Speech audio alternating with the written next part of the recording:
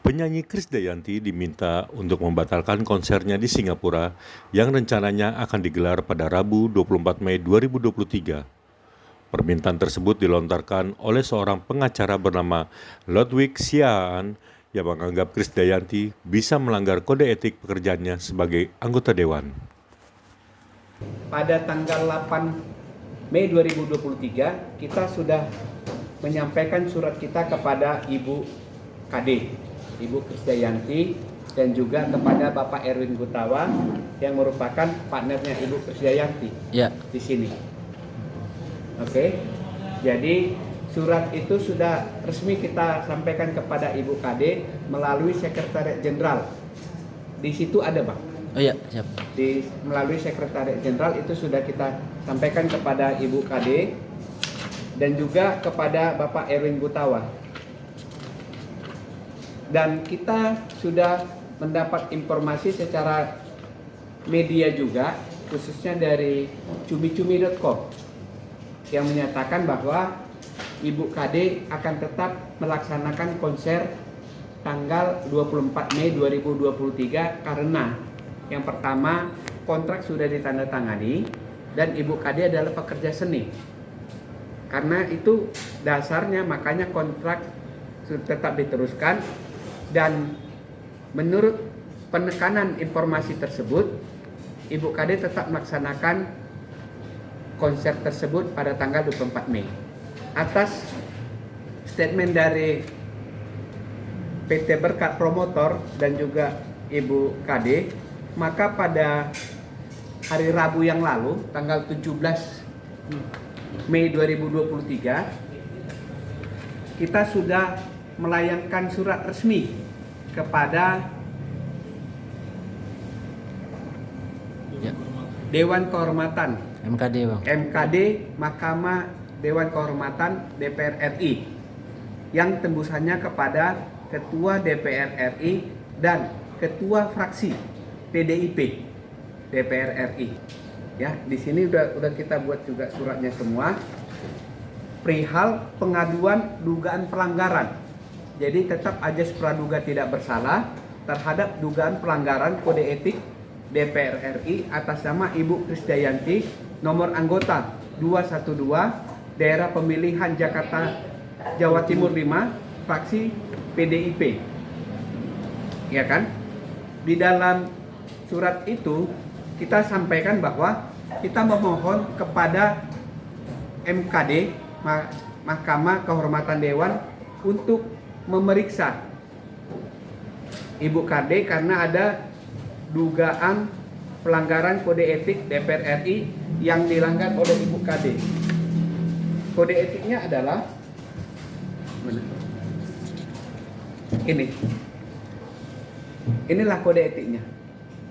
Peraturan DPR RI nomor 1 tahun 2015 tentang kode etik anggota dewan. Jelas di sini kita kutip, di situ ada. Kita kutip di dalam pasal 2 ayat 1.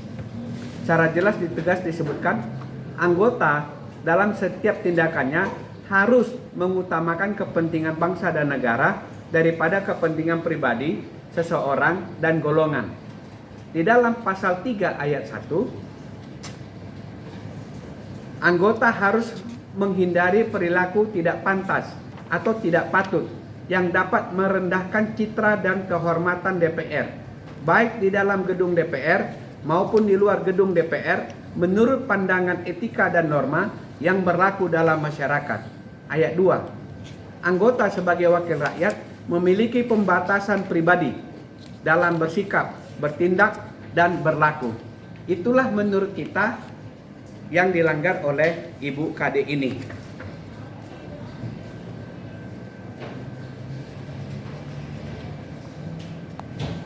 Pada saat ini setelah surat kami layangkan secara resmi kepada MKD, kami berharap MKD dapat menindaklanjutinya. Mungkin hari Senin ini dia bisa menindaklanjutinya, mengingat informasi yang kami dengar, Ibu KD ini kembali jadi balon dia. Jadi balon dia di Jawa Timur 5. Karena waktu yang kita tahu 2019 dia nomor 1 kan. Potensinya besar deh sebetulnya. Jadi balon dia. Jadi itulah tentang Ibu Kade. Perlu kami jelaskan kenapa kami terlalu berkeinginan untuk menunda dan membatalkan konsernya Ibu Kade ini. Sebetulnya kalau Ibu Kade tidak berpartner dengan promotor yang tersangka DPO, nggak ada masalah. Kan karena Ibu Kade bermitra melakukan hubungan hukum kontrak dengan PT Berkat promotor yang dimana orangnya Erik pemilik saham 60% selaku direktur dan pemilik saham, Helda selaku pemilik saham 20%, 80% dari 100%. Mereka lah. Jadi bisa dikategorikan PT Berkat Production Entertainment ini kan sudah tidak baik. Ngapain Krisdayanti harus kerjasama dengan dia?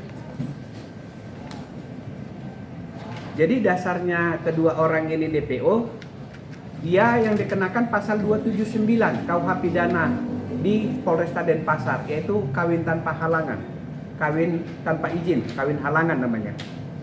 Jadi yang kemudian kami mengajukan laporan polisinya pada tanggal 24 Maret 2021 oleh Polresta Denpasar, itu sudah ditindaklanjuti. Kemudian Polresta Denpasar mengeluarkan SP2HP tanggal 14 Januari 2022, di mana dalam SP2HP itu disebutkan bahwa kedua terlapor Erik dan Helda sudah menjadi tersangka. Kemudian dia dipanggil secara layak dan patut juga, dia nggak pernah datang. Helda cuma sekali datang, Erik belum pernah datang. Padahal itu sudah dipanggil secara layak dan patut, dan juga nggak mau datanglah dia. Maka oleh Polresta Denpasar dikenakanlah dia daftar pencarian orang masuk dalam DPO pada tanggal 10 Maret 2022. Untuk Helda DPO nomor 3 dan untuk Erik DPO nomor 4. Karena apa? Mereka tidak kooperatif. Kemudian karena waktu itu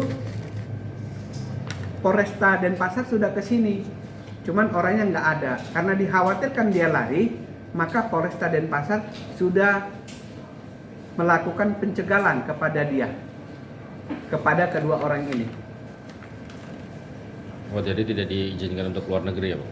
Iya, tapi dia udah pergi duluan rupanya. Oh, Oh, sebelum udah pergi duluan. Iya. surat pencekalan itu keluar. Iya. Jadi sebenarnya Erik dan Helda ini adalah tersangka yang berstatus DPO, adalah orang-orang yang tidak taat hukum.